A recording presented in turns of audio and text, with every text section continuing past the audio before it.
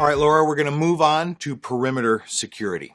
We are consciously avoiding getting into details of anything that does not directly come under physical security. The perimeter is the place where you must start your defense mechanism.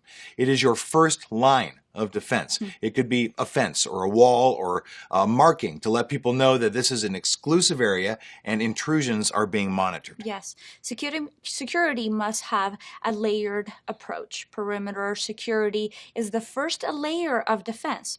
You must have multiple layers of defense before someone can get to the most secured place, meaning the place with the secured servers, equipment, or information.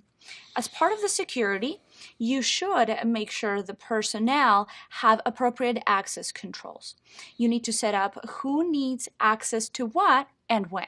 You also must have a mechanism to detect any intrusions and set up corrective actions. And your defense model needs to work during both the normal facility operations and when the facility is closed. When the facility is closed, the facility must be locked, and you must have monitoring set up and enabled in strategic positions. This way, security personnel can be alerted about any suspicious activity. It is much easier to manage security when the building is closed. You don't have any staff working and moving around, right? So when the facility is in operation, security can get a little complicated. You should be in a position to distinguish between authorized and unauthorized people. As part of perimeter security, you deal with facility and personnel access controls, external boundary protection mechanisms, intrusion detection, and corrective actions. You can enable access control through physical access controls and implementation of technology. When we say physical, we mean identifying individuals who want to enter a facility or an area. You need to make sure that the right individuals get in and the wrong individuals stay out. You need to have an audit trail to or of these activities. It is better to have trained personnel in high security areas in addition to any automatic mechanisms.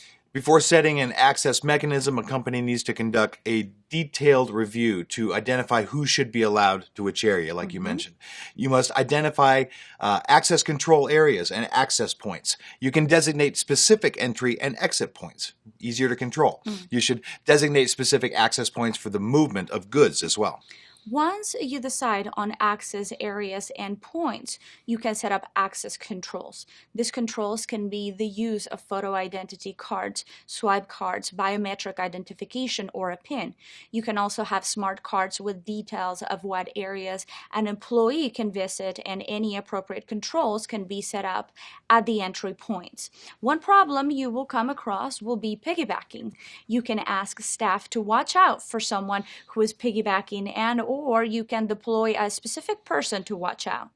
You can also have turnstiles that only allow one person at a time once they have been authenticated. Right.